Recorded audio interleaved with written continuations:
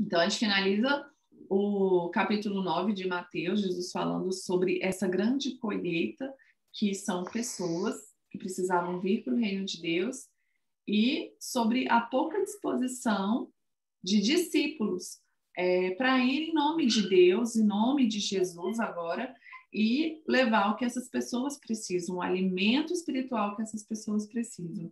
E aí ele chama os 12 discípulos, e agora a gente entra no capítulo 10, e ele começa a dar a eles a autoridade, passar para eles a mesma autoridade que Jesus tinha, de proclamar as boas novas, de ensinar e de curar os enfermos, expulsar os demônios, ter a manifestação ali do reino de Deus. E aí vai parar para falar quem eram esses discípulos, né? Esses 12 discípulos, esses 12 apóstolos.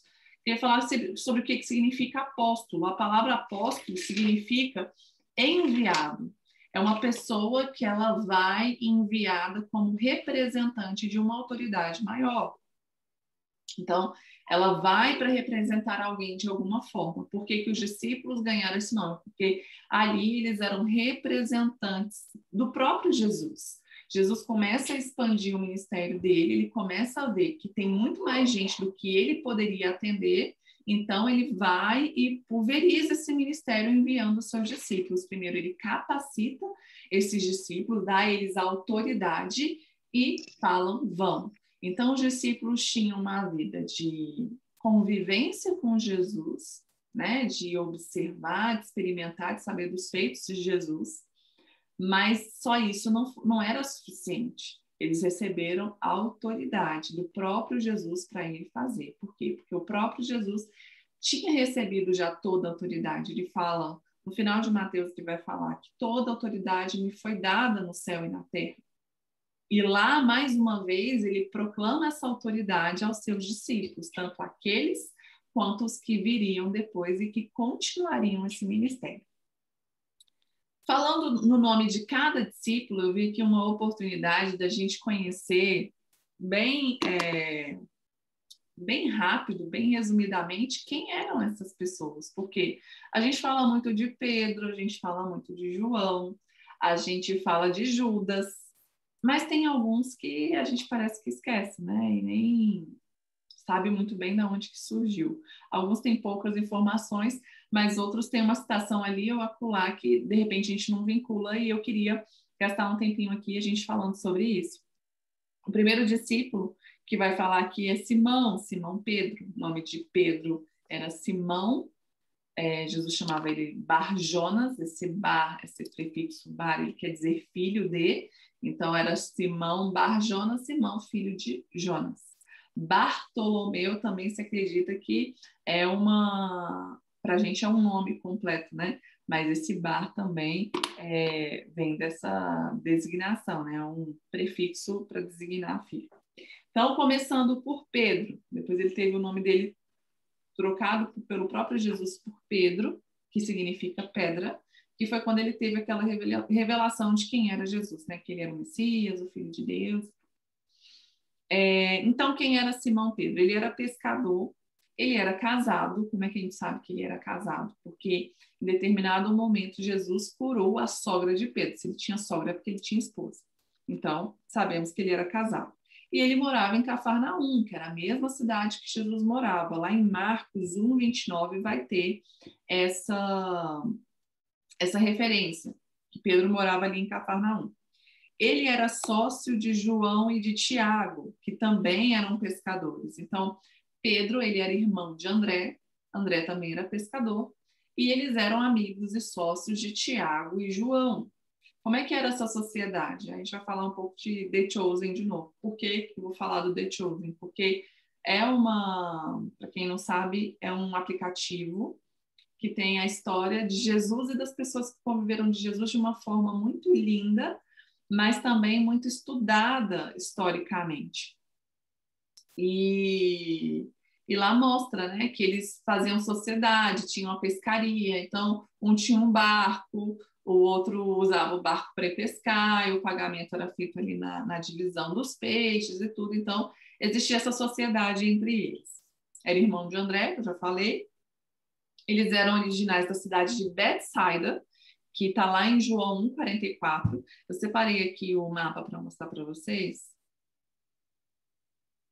Deixa eu tirar. Para vocês entenderem mais ou menos como é que é a geografia que a gente está falando.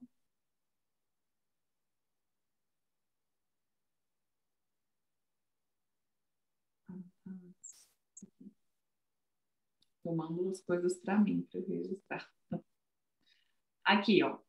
Aqui foi o mapa que eu achei assim mais claro para a gente ver. Aqui a gente já falou dessa região, aqui é a região da Galileia. Esse daqui é o Mar da Galileia. Hoje em dia chama ele de Kinneret, o mar, que não é um mar, na verdade é um lago, mas o povo designava ele de mar pelo tamanho dele. Ele é bem abrangente e ele um lago, né? Muito importante até hoje para Israel, porque muito fornecimento de água para Israel é proveniente daqui.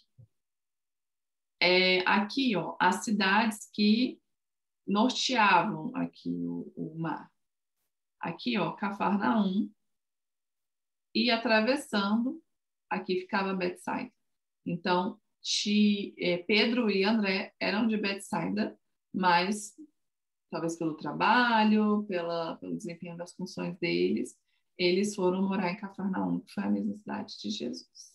Aqui, ó, Gadara, que a gente falou esses dias, e que Jesus cruzou todo o mar da Galileia no meio, teve uma tempestade, e depois ele veio parar aqui, ó, em Gadara, onde ele libertou aqueles 2 endemoniados. Ok?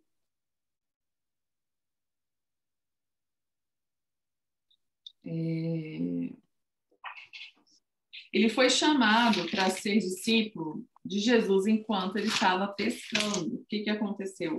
André foi dos primeiros a ver e seguir Jesus. E André, como irmão de Pedro, ele foi para Pedro falar quem era Jesus. E, em certa ocasião, enquanto Pedro estava pescando, Jesus chama ele e fala que está convidando ele para ser pescador de homens. Está lá em Mateus 4,18, que a gente já estudou aqui, e Marcos 1,16 também. Por que fala o nome de Pedro primeiro, né? Pedro, sem dúvida, foi dos discípulos mais ativos e mais próximos de Jesus, né? Nesse ministério. Então, talvez por causa disso, ele é o primeiro mencionado aqui. Depois vem André, que era irmão de Pedro. Ele era também de Betsaida, lá em João 44 vai falar sobre isso, mas vivia em Cafarnaum junto com o irmão dele, do qual ele era sócio, né? Os 2 eram pescadores. André, gente, ele era um discípulo de João Batista. João Batista, ele batizava no deserto e ele tinha as pessoas que seguiam ele. André era uma dessas pessoas. E ele viu quando João falou a respeito de Jesus. Esse é o Cordeiro de Deus que tira o pecado do mundo. E ali fala que esses discípulos se manifestaram em João e João mesmo falou assim, não, vocês têm que seguir a ele, porque ele é mais importante do que eu. E aí foi ele quem falou a respeito de Jesus para Pedro e provavelmente para Filipe também, porque Filipe era amigo deles, era da mesma cidade. Então, eles tinham essa convivência. Ele foi chamado junto com Pedro, então, apesar de um episódio lá atrás, ele ter...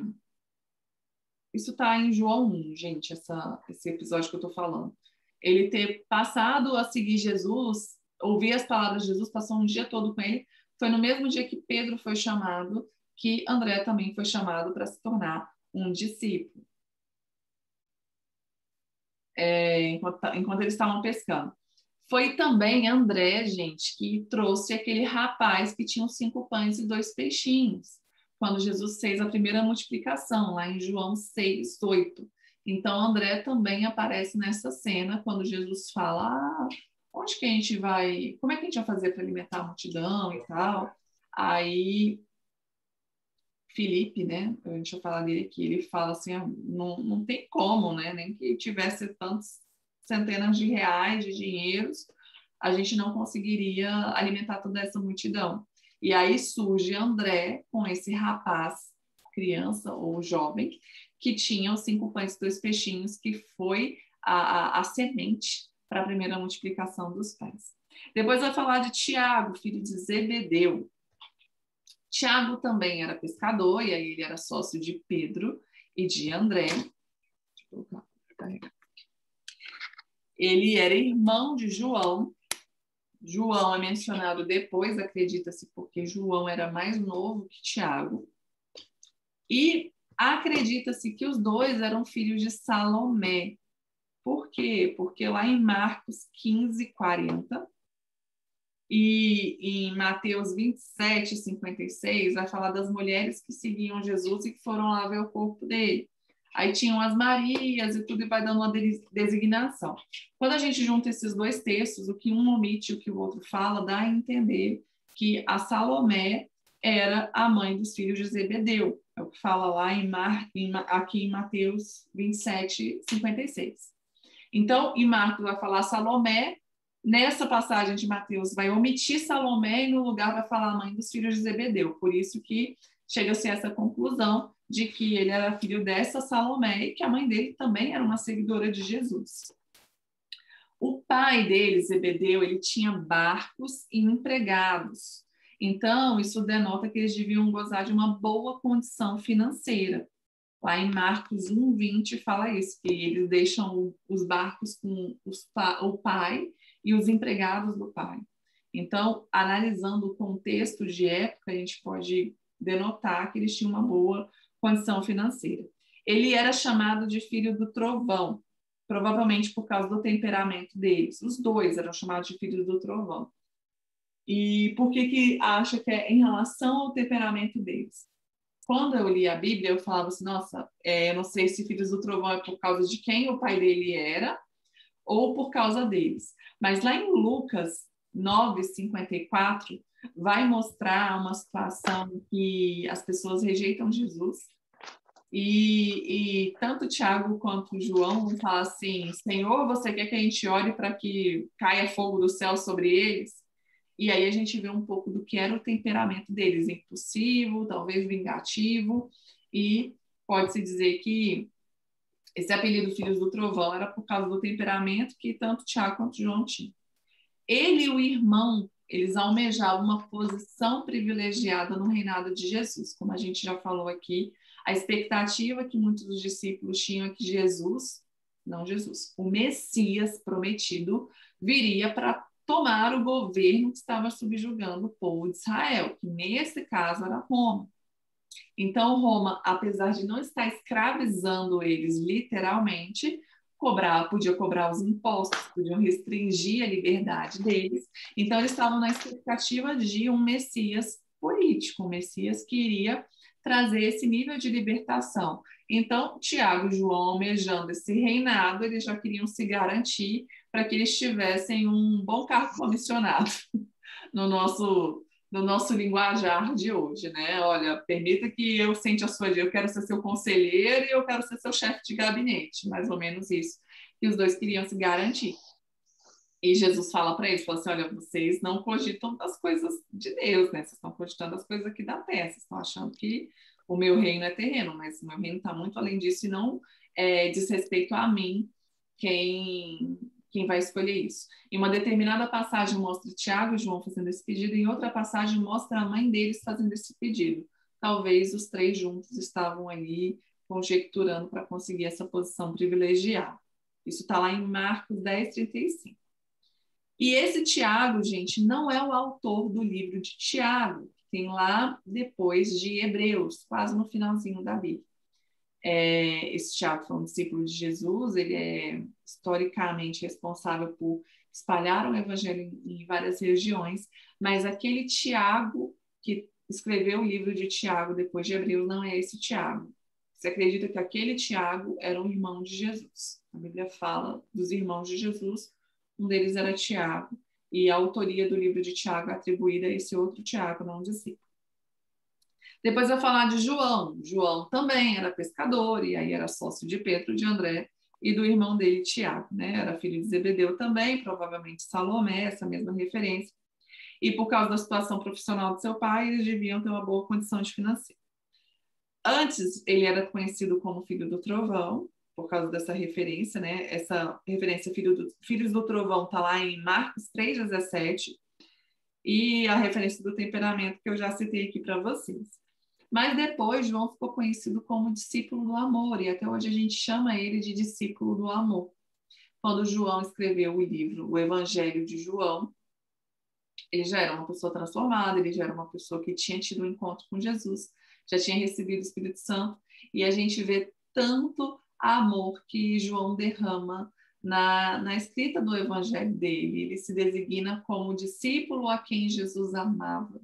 Então, por isso ele é o discípulo do amor. E aí a gente vê como que a presença de Deus, a convivência com Jesus e a gente tem o Espírito Santo, muda quem nós somos, nos transforma, às vezes, de uma pessoa com um temperamento explosivo, uma pessoa descontrolada, uma pessoa que quer fulminar os outros, em alguém que vai ser conhecido como discípulo do amor. Ele era conhecido do sumo sacerdote, isso está lá em João 18,15, quando Jesus é levado para a casa do sumo sacerdote para ser julgado, João consegue entrar, e aí ele fala que ele consegue entrar porque ele era conhecido do sumo sacerdote. Os sumos sacerdotes eram saduceus, a gente já falou que era um dos partidos que tinha, né?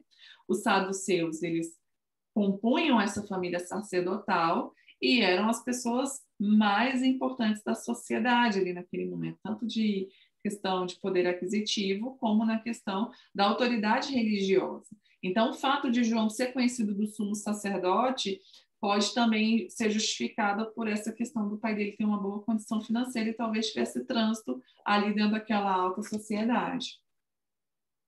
Ele foi chamado por Jesus enquanto pescava também, junto com seu irmão. Sua mãe pleiteou um lugar para ele, ele também, junto com Jesus. E ele acompanhou Jesus durante todo o processo, até a crucificação. Então, ele foi lá na casa do sacerdote, depois acompanhou Jesus, e ali na crucificação, junto com Maria, mãe de Jesus, aos pés da cruz, João está ali do lado dela. E é quando Jesus incumbe ele, né, de cuidar da mãe dele. Fala assim, olha, esse é teu filho. Quando ele fala isso, ele está incumbindo João dessa responsabilidade de cuidar de Maria. O crédito disso, né, é muito dado porque acredita-se que José faleceu. Então, Maria ficando, né, sem Jesus, que era o filho mais velho dela, e sem o marido, ele atribuiu a João essa função. Ele que escreveu, aí sim, agora foi ele, a primeira, segunda e terceira carta de João, lá no finzinho da Bíblia, os penúltimos capítulos, e também a revelação do Apocalipse, foi esse mesmo João.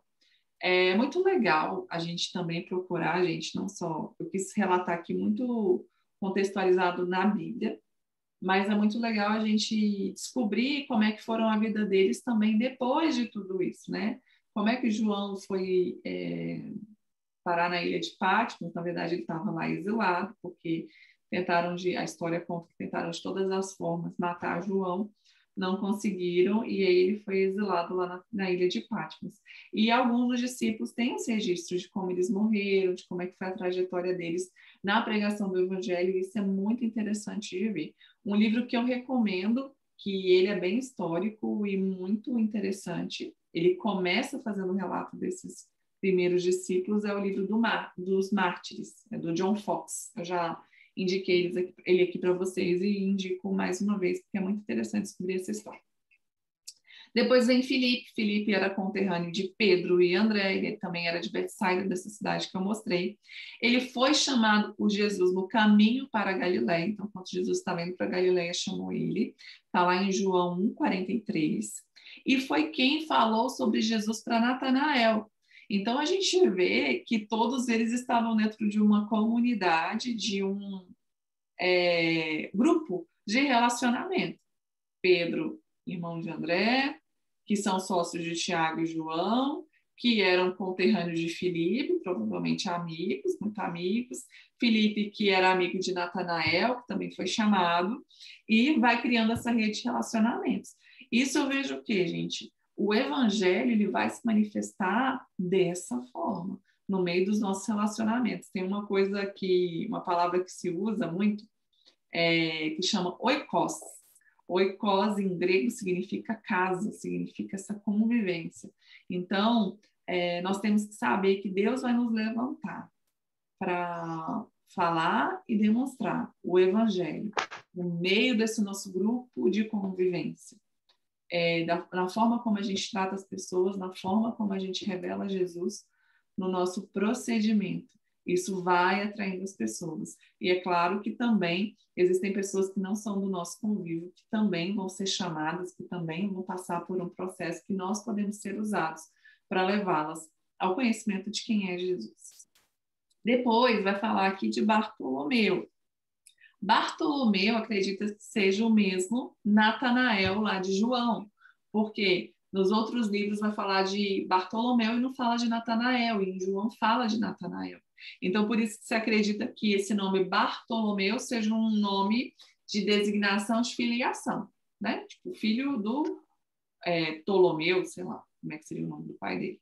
Mas acredito que seja isso. Então, ele é o mesmo Natanael lá de João 1,45, que ouviu falar de Jesus por meio de Filipe. É aquele que fala, pode vir alguma coisa boa de lá? E ele duvidou de Jesus, porque Jesus era de Nazaré, ele carregava esse preconceito. E Jesus, ao invés de recebê-lo, né, falando assim, você está duvidando? Ele recebeu ele com um elogio, porque acredito que nesse questionamento que ele fez, Jesus encontrou zelo, né? Encontrou zelo nele de realmente ter certeza e convicção do que estavam falando para ele. Falou que nele não havia falsidade, isso está lá em João 1,47.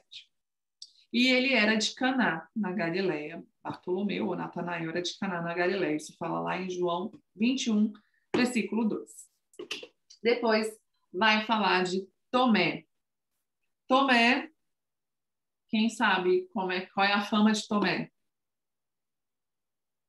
Quem já ouviu falar? Tem que ver para crer. Tem que ver para crer. Incredulidade. O povo fala, sou igual São Tomé, só acredito vendo. A fama dele. Mas ele também chamavam ele de Dídimo. Dídimo é o nome que significa gêmeo. Então, provavelmente, ele era gêmeo de alguém, ele tinha um irmão gêmeo. Quando Jesus foi encontrar com Lázaro, Tomé foi aquela pessoa que disse assim, vamos com ele para morrer com ele também, porque Jesus saiu de Jerusalém ali perseguido, ele estava em outra cidade, e aí ele falou, bom, estamos aqui escondido, né? Quando vem falar a respeito de Lázaro, que Lázaro estava muito doente, Jesus resolve ir até Lázaro, em Betânia. Ele fala, não, mas como e tal? Aí ele fala, tá bom, então vamos, se ele vai morrer, a gente morre junto, louco. Então isso mostra um pouco do temperamento de Tomé. E foi ele também que perguntou para Jesus lá em João 11,16, qual era o caminho? Que Jesus fala assim, vocês conhecem o caminho para onde eu vou e tal. Aí João fala, mas a gente não sabe para onde você está indo, qual que é o caminho? E é para ele que Jesus responde, eu sou o caminho, a verdade e a vida, ninguém veio ao Pai, senão por mim. João 14:5. E aí ele também, que aí da onde vem a fama dele da incredulidade, foi ele também que, quando os discípulos relataram para ele que tinham visto Jesus ressuscitado, ele falou assim, se eu não tocar com as minhas mãos nas feridas dele, eu não vou acreditar. E Jesus aparece para ele, atesta, fala assim, toca aqui. E ele fala assim, não, agora eu creio. Aí Jesus fala para ele, olha, bem-aventurado os que não viram e creram. E nós somos esses bem-aventurados que não viram, mas que creem sem ver em quem é Jesus, que ele veio e morreu por os nossos pecados e nos deu a vida eterna. Esse relato de Tomé, dessa incredulidade, está lá em João 20, no versículo 24 e 25. Depois vai falar de Mateus. A gente falou muito de Mateus na semana retrasada, que era um publicano, coletor de impostos. Ele foi chamado por Jesus enquanto ele estava na coletoria, que era o lugar de trabalho dele, está lá em Mateus 9:9. Por causa da sua profissão, a gente sabe que ele era desprezado pelo povo judeu, tanto que Jesus foi questionado várias vezes por comer, por andar junto com publicanos.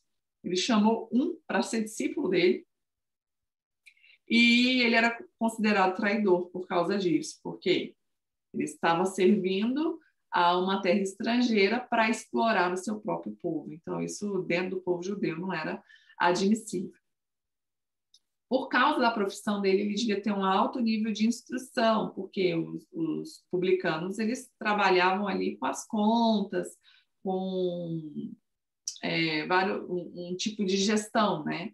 Então, não era qualquer pessoa que era escolhida para esse cargo. Então, ele devia ter um alto nível de instrução, o que não é relatado a respeito de Pedro e André, por exemplo, que quando eles, lá em Atos, quando eles são batizados, né, eles começam a falar em outras línguas, o que as pessoas falam, mas como é que esses analfabetos estão falando na língua dos outros povos e eles estão entendendo?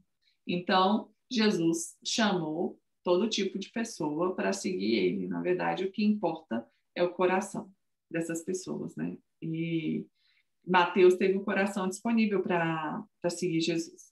Ele também é conhecido como Levi, e aí na Bíblia a gente vai ver alguns nomes que se confundem, porque tinha alguns nomes que eram o nome do hebraico, tinha alguns nomes que eram o nome no grego, e por isso que se misturam esses nomes. Ele era conhecido como Levi em Marcos 2,14 e em Lucas 5,27 também vai falar o nome dele, mencionando ele como Levi. Filho de Alfeu, então tem uma menção do pai dele lá em Marcos 2,14. Provavelmente ele era irmão de Tiago, porque Jesus tinha 2 discípulos chamados Tiago. E tem o Tiago, filho de Alfeu, por causa dessa referência de Marcos 2,14. Então, se Mateus for filho de Alfeu também, ele e Tiago eram irmãos. Mais uma vez a gente vendo essa comunidade, essa base relacional nos discípulos de Jesus. Ele deu uma festa para Jesus, assim que ele foi chamado, com seus amigos que também eram publicanos, e ele é o autor do Evangelho de Mateus, esse evangelho que vos fala nesses dias. Tiago, e aí vem aqui o outro Tiago, né, que é o Tiago, filho de Alfeu. Ele é provavelmente irmão de Mateus, por causa dessa referência de Marcos 2,14. Ele é referido como Tiago, o menor. Algumas vezes vai falar sobre isso. O menor por quê? Provavelmente porque ele era mais novo, ou pode ser uma menção à estatura dele. Mas quando falar Tiago menor, é esse Tiago aqui, filho de Alfeu, e não o Tiago, o irmão de João. Nenhum dos dois é o autor do livro de Tiago, lá do final do Novo Testamento. Ele provavelmente era filho de Maria, uma das seguidoras de Jesus. Isso está lá no Mateus, Marcos e João, no final dos evangelhos, quando fala das mulheres que foram lá para visitar o túmulo. Aqui vai falar de Tadeu. Ele também era conhecido como Judas Tadeu. Lembra que na Bíblia a gente tem 2 Judas, tem o Judas que traiu Jesus e tem um outro Judas Iscariotes. Então esse é o Judas Tadeu, lá em Marcos 3,18, Lucas 6,16 e João 14,22 fala sobre isso. Ele vai aparecer em João 14,22, perguntando a Jesus por que ele não se manifestaria ao mundo. Quando Jesus fala que ele se manifestou aos filhos, mas não se manifestaria ao mundo. Que quando Jesus vai falar a respeito da obra do Espírito Santo. Depois vem Simão, o Zelote. Então temos o Simão, que depois virou Pedro, e tem Simão, o Zelote. Zelote é uma designação a uma seita judaica. O que essa seita judaica significa? Zelote vem da palavra zelo. Eles eram judeus muito religiosos e eles eram nacionalistas. Então eles pregavam que uma revolução do povo era o caminho para libertar do governo de Roma. Então, quando fala zelote, e tem outras passagens que vão falar dos zelotes, era essa seita, era esse grupo de pessoas que tinham que incitavam ao povo para essa revolução contra Roma. E vem Judas Iscariotes, o último, né, que geralmente quando se menciona o nome dele, fala que traiu Jesus. Então, aqui no comecinho já está dando o perfil de quem ele era. Ele era filho de Simão, era tesoureiro do grupo. Lá em João 13:29 fala que ele cuidava da bolsa, das ofertas, porém ele era ladrão. Jesus deixou um ladrão cuidar da bolsa, para entender, né, como Deus prova os corações. Lá em João 12:6 vai falar que Judas era ladrão. Ele negociou entregar Jesus aos principais sacerdotes por 30 moedas de prata. Mas depois que ele viu o que tinha acontecido, e às vezes é uma parte da história que ninguém conta, ele tentou reverter o fato. Ele procurou essas mesmas pessoas e quando ele percebeu o que ele tinha feito, ele tentou desistir, mas aí já não tinha mais como voltar atrás. Isso está lá em Mateus 27:3. Então, ele vendo que não tinha mais o que fazer, ele joga ali aquela bolsa das moedas de prata no templo e ele sai e se suicida. E aí é uma confusão que às vezes se faz, né? Parece que ele pegou as moedas, comprou um campo e se suicidou naquele campo, mas a ordem é que ele saiu, ele se suicidou, e está lá em Mateus 27:4 e 5, e aí quando encontraram o corpo dele, aquelas moedas não podiam ser depositadas como oferta no templo, porque ela tinha preço de sangue, que era a vida de Judas. Então, os sacerdotes pegaram essas moedas, compraram aquele campo para ser um cemitério de estrangeiros. Os estrangeiros não eram enterrados junto com os judeus. Então, nesse cemitério foi chamado Campo de Sangue, porque foi o lugar onde Judas se suicidou. Está lá em Mateus 27, do versículo 6 até o 10. Então, após Jesus ter falado sobre essa grande colheita, ele vai e começa a expandir o reino dele e envia os discípulos para pregar que o reino de Deus está próximo. O reino de Deus, a gente já viu que é o quê? Ele tem um sentido amplo, e ele fala tanto do céu, novos céus e nova terra, onde Deus vai reinar soberano sobre todas as coisas, como ele fala sobre o governo de Deus nos nossos dias, nos dias de hoje, nos dias que Jesus estava. Quando governa a vontade de Deus, que é a libertação, cura, salvação, ali está o reino de Deus. E era esse reino que os discípulos estavam proclamando. E ele fala assim, no versículo 5, não se dirijam aos gentios. Quem são os gentios? São os não-judeus. Por quê? Porque Jesus foi enviado para o seu povo. Lá em João, no primeiro capítulo, no versículo 11, quando a gente estudou, a gente leu que ele veio para o que era seu, mas os seus não receberam. Quem são os seus? É o povo escolhido. Quem era o povo escolhido? Os judeus. E os judeus rejeitaram. Mas, a princípio, essa mensagem veio para eles. O Messias veio para eles. E porque eles abriram mão, essa porta foi aberta para a gente.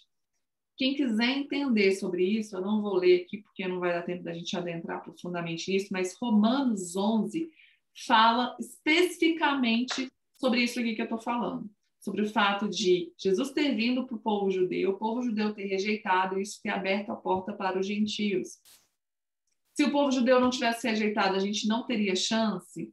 Teríamos, porque lá quando Deus deu a promessa para Abraão, ele falou para Abraão, olha, separa a sua descendência, essa terra, vocês vão prosperar e tal, e ele fala assim, em ti serão benditas todas as nações da terra. Ali Deus já nos contemplava, nós que não éramos próprios da promessa, mas Deus já nos contemplava.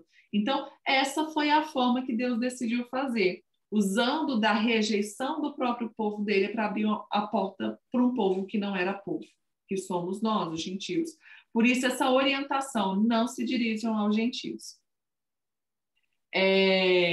Depois vai falar, nem entre em cidade alguma dos samaritanos. Quem eram os samaritanos? Samaritano também era um povo judeu, só que era um povo judeu considerado impuro, misturado. Lá no Antigo Testamento, quando o filho de Salomão, né, foi reinar, ele foi um garoto muito imprudente, e foi ali que o reino foi dividido, o reino de Israel e o reino de Judá. E Samaria ficava no reino que era a capital de Israel. Acho que gente. Se eu trocar, depois eu corrijo. E Judá, a capital era Jerusalém. Então, eles ficaram divididos. E o povo de Samaria começou a ter relacionamento muito com outros povos, começaram a se casar e virou um povo misturado. Então, os judeus de Jerusalém não consideravam eles mais como irmãos, eram tipo assim, ó, vocês se perderam, a gente não é mais parte da mesma família, e tinha muita briga entre eles por causa disso. Então, por isso que também Jesus fala assim, olha, fica só aqui. E aí o ministério de Jesus vai se expandindo. Como é que Jesus fala para eles apregoarem o reino de Deus? Como é que a gente manifesta o reino de Deus? Versículo 8. Curando os enfermos, ressuscitando os mortos, purificando os leprosos, expulsando os demônios. É assim que o reino de Deus é manifesto. E isso não é algo para aquela época, isso é algo para os dias de hoje. Quando a gente entende que a gente recebeu do alto essa autoridade e anda nessa autoridade, a gente pode proclamar o reino de Deus dessa forma e ver essas manifestações do reino de Deus em nós e através de nós. E aí ele começa a instruir os discípulos que Jesus não estava agindo para construir um reino para ele. Ele não queria ele ser aclamado, proclamado. Ele estava vindo trazer o reino de Deus, que foi implantado através dele. Mas o centro é o Pai.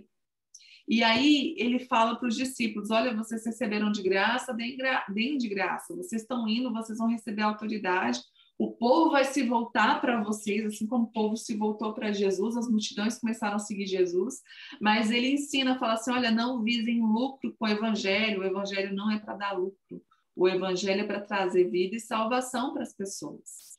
Falou, olha, não levem nada, não levem dinheiro, não leva bolsa, não leva nada mais, porque naquele momento Jesus estava ensinando para eles que eles tinham que depender de Deus, confiar em Deus, esperar naquilo que Deus lhes daria. Era um treinamento. Ele orientou para que eles também não ficassem mudando de casa. Gente, o coração do ser humano sempre foi o coração do ser humano. Então, a gente é muito fácil de se deslumbrar com os aplausos, com a atenção, com as oportunidades, e isso não pode tomar o nosso coração, em nenhum contexto, seja no contexto profissional, seja no contexto de igreja, o nosso coração tem que estar preservado, gente, na simplicidade, naquilo que Deus nos dá, no lugar que Deus nos coloca.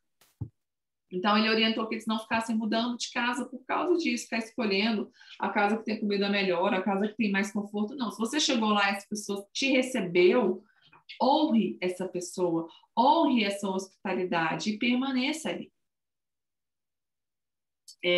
Com o coração, aqueles que recebessem ele com o coração grato, fala assim, ó, é digno de receber, não fica nessa casa até partirem, saúde a casa e tudo. E aos que não quisessem recebê-lo, ele fala o seguinte, não faz nada, sacode a poeira do seu pé, e a própria atitude dessa pessoa vai testemunhar contra ela. Então, às vezes as pessoas rejeitam o evangelho, às vezes as pessoas rejeitam o próprio Jesus, às vezes as pessoas nos rejeitam por causa de quem nós somos. E o que Jesus ensina é que a gente não tem que se vingar, não tem que se defender, não tem que se auto-justificar. O que a gente faz, a gente fala, olha, estou partindo. E a atitude da pessoa vai ser testemunha contra ela. A gente não precisa fazer nada disso que eu mencionei aqui. E aí, ele fala o seguinte sobre essas pessoas que não se recebessem aqueles que fossem em nome de Jesus. Ele fala assim, olha, no dia do juízo haverá menor rigor para Sodoma e Gomorra do que para aquela cidade. Por que ele menciona isso? No Antigo Testamento existia o que? O envio, a palavra de Deus, o Deus de Israel.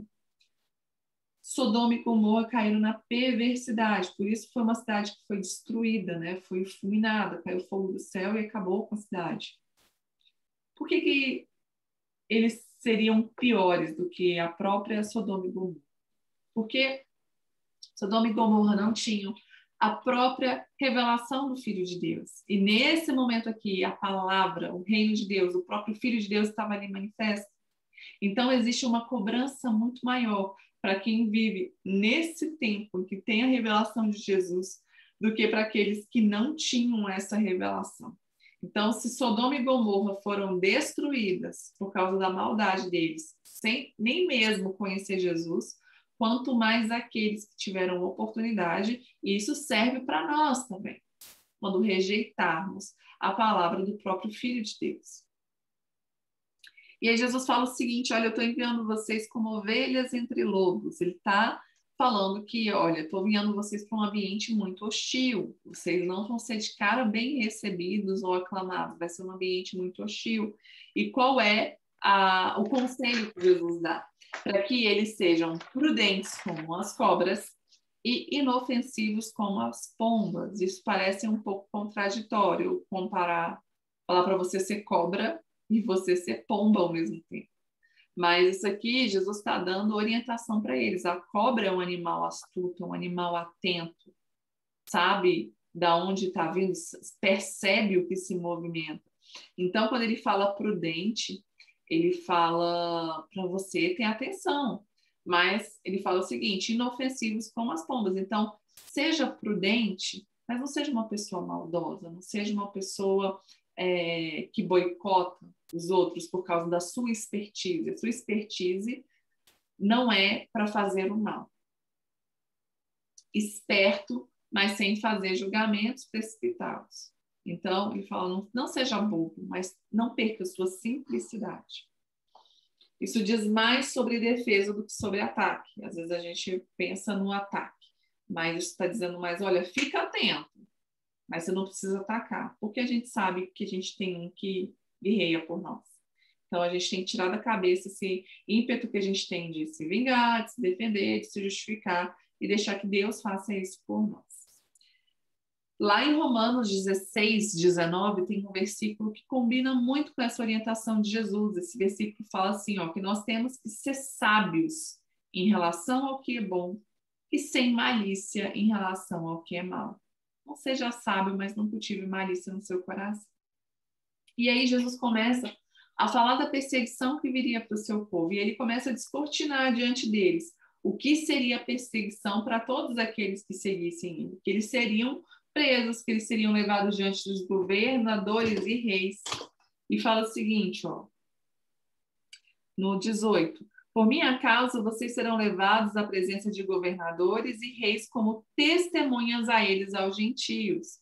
Tem algumas traduções que vai falar o seguinte, mas não tenham medo. Isso será uma oportunidade para falar a meu respeito aos gentios, a essas pessoas.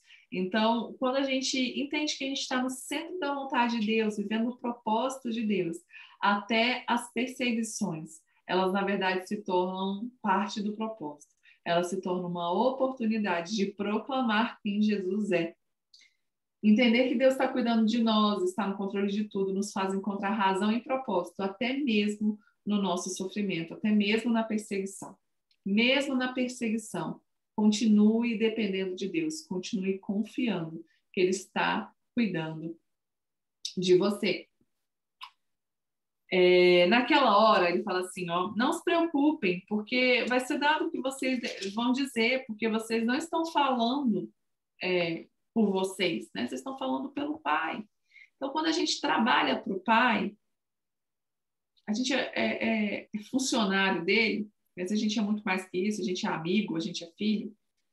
Jesus ensina lá no começo, olha, aprendam a depender, porque vocês estão trabalhando para alguém que não vai deixar faltar nada, nem mesmo as palavras que vocês precisam falar, as palavras da sua boca. O próprio Espírito Santo vai prover. No final das contas, a única coisa que a gente precisa é confiar.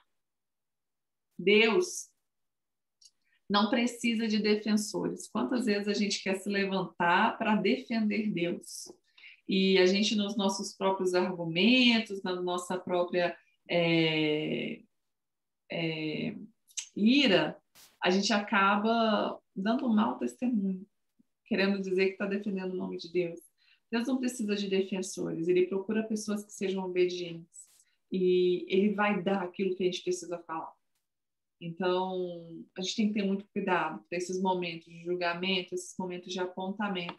A gente acabar não se perdendo do Evangelho e entrar num nível de justificativa que, na verdade, a gente não está querendo justificar Deus, a gente está querendo justificar nós mesmos, né? A gente está dando lugar para o nosso orgulho, para o fato da gente não querer ser humilhado, não querer ser envergonhado, e a gente acaba deixando que a nossa carne grite ali. E nisso a gente tem que entender que as perseguições, os apontamentos são uma oportunidade de pessoas conhecerem Jesus e que a gente tem que estar atento ao Espírito Santo para falar as palavras certas no momento correto, no momento oportuno. Não é a nossa sabedoria ou eloquência que convence as pessoas, mas é o Espírito Santo. Isso está lá em João 16, no versículo 8. Fala assim, ó, ele convencerá, vou enviar o Consolador e tal, ele convencerá o mundo do pecado, da justiça e do juízo. Gente, é o Espírito Santo que vai convencer, não são os nossos apontamentos, o nosso dedo. É muito mais fácil uma pessoa ser constrangida pelo amor do que pelo apontamento. É muito mais fácil a pessoa ser constrangida, mudar de vida porque ela foi acolhida do que porque ela foi julgada. E Jesus ensina isso pra gente o tempo todo. Isso não é ser conivente com o pecado, isso não é passar a mão na cabeça de ninguém, mas entender que, acima de tudo, vem o amor. Quando a gente estudou Mateus 7, que a gente falou sobre o julgamento, isso foi colocado muito em questão aqui, né? Que a motivação sempre é o amor, sempre é a restauração, sempre é a reconciliação. E essa perseguição, gente, foi a coisa que mais colaborou para que o evangelho se espalhasse, tanto aqui com os discípulos, quanto ali depois que Jesus já tinha ido para o céu e comissiona, né, aquelas pessoas que foram batizadas com o Espírito Santo para levar o evangelho. Então, o que estava acontecendo? O governo ia perseguir aquele grupo de pessoas, as pessoas fugiam, e para o lugar que elas fugiam, elas iam propagando o evangelho, divulgando a mensagem. Então, a própria perseguição se tornou, sim, uma oportunidade do evangelho, das palavras de Jesus serem espalhadas por toda a terra, e nós hoje aqui no Brasil, totalmente distante dali onde foi o berço do cristianismo, a gente tem a oportunidade de conhecer Jesus, conhecer a sua palavra e, mais importante de tudo, crer nele e seguir. Aí ele fala, né? Se perseguiram, nenhum discípulo está acima do seu mestre, no 24, nem servo acima do seu senhor. Basta o discípulo estar no mesmo nível e a servo ao seu senhor. Então, Jesus está falando assim, gente, olha, o meu nível é que eu vou ser morto por causa disso. E se vocês são meus discípulos, vocês não estão acima disso. Então, é nesse nível de perseguição que aqueles que seguem Jesus muitas vezes vão andar. Mas os nossos olhos não estão naquilo que nos persegue, mas na coroa, na recompensa eterna que a gente tem em Jesus. Quando fala de Beelzebul, gente, Beelzebul é um sinônimo de Satanás. É a designação de um deus dos povos pagãos, mas que naquele contexto estava se referindo a Satanás. Então, a mensagem devia ser espalhada sem medo. Ele fala, olha, não tenham medo, não tem nada escondido que não seja revelado, e nenhum culto que não seja conhecido. As coisas que eu estou falando aqui só para vocês, espalhem pelo mundo.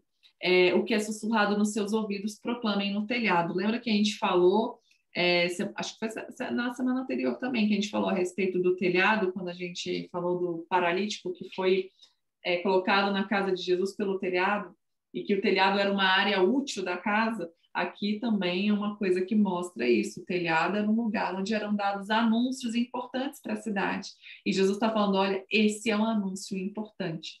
Divulguem para o maior número de pessoas que vocês tiverem acesso. O nosso olhar tem que estar em Deus, e ele fala mais uma vez, não tenham medo dos que matam o corpo, mas não podem matar a alma, antes tenham medo daquele que pode destruir tanta alma quanto o corpo no inferno.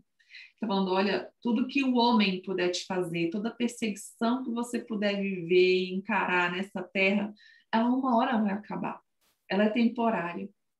Mas tudo aquilo que Deus pode te dar, fazer por você, te recompensar, é eterno. Mais uma vez, Jesus está tirando os nossos olhos daquilo que é temporário e colocando os nossos olhos nas coisas que são eternas.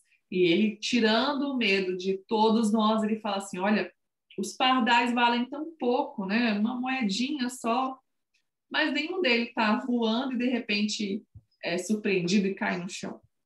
Deus cuida deles, quanto mais vai cuidar de vocês. O tempo todo Jesus está falando, olha, diante das circunstâncias, entenda, Deus está cuidando de você. Olha para os pardais, quando a gente olha para a natureza, olha para os pardais e entende que é Deus que sustenta tudo aquilo, quanto mais Ele vai nos sustentar.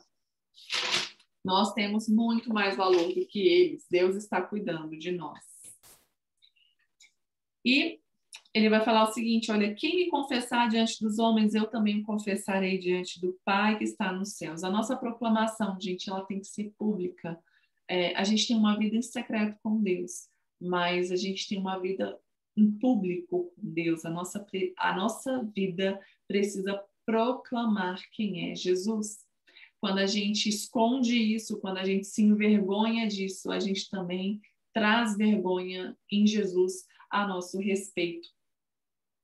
Essa proclamação pública, ela é tão ou mais necessária do que a privada.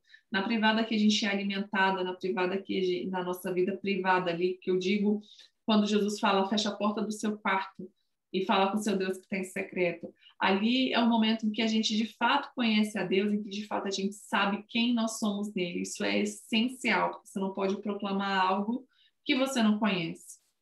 Mas a vida pública também é muito necessária. Essa proclamação é algo que Jesus espera de nós.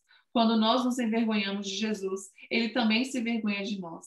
E não existe nenhum preço e nenhuma perseguição, gente, que seja maior do que o preço e a perseguição que Jesus suportou por nossa causa. Então, a gente tem que se lembrar disso. Falar assim, gente, às vezes eu estou preocupada com uma posição, com uma reputação, e Jesus dispôs de tudo que ele tinha, sendo Deus por minha causa. Eu não posso assumir esse papel de me esconder, de me envergonhar. Aqui vem um texto que pode gerar um pouco de confusão e de polêmica, que é quando Jesus fala, olha, eu não vim trazer paz à terra, mas eu vim trazer a espada, né? Eu vim trazer a guerra. E fala assim, nossa, mas Jesus, ele não é o príncipe da paz? Ele não é o conciliador, o pacificador? E que é importante entender o que está sendo dito. Jesus veio para trazer a paz, a reconciliação de nós, os que cremos, para com Deus, dos que se arrependem, dos que se aceitam. Então, nós estávamos separados de Deus por causa do pecado. Quando nós cremos em Jesus e no preço do sangue dele que comprou o nosso perdão, a gente tem de novo essa conexão, essa reconciliação.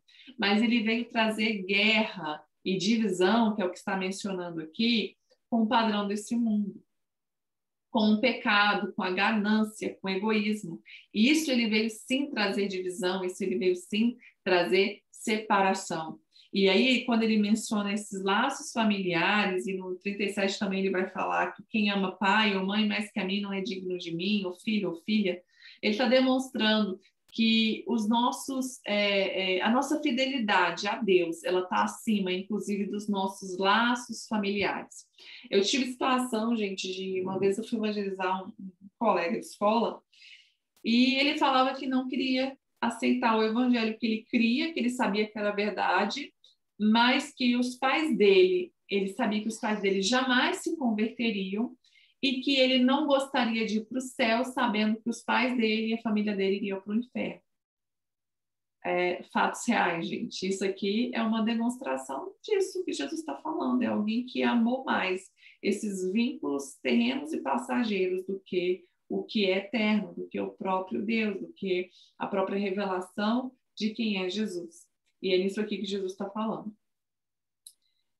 Jesus vai falar, olha, quem não toma sua cruz e não me segue não é digno de mim.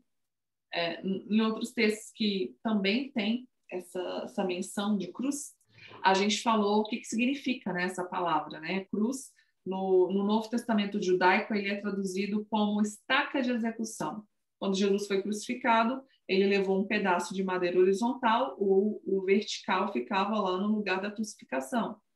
Essa estaca era um instrumento de morte. Então, Jesus está falando, olha, você tem que carregar, você tem que se matar, você tem que morrer para si mesmo.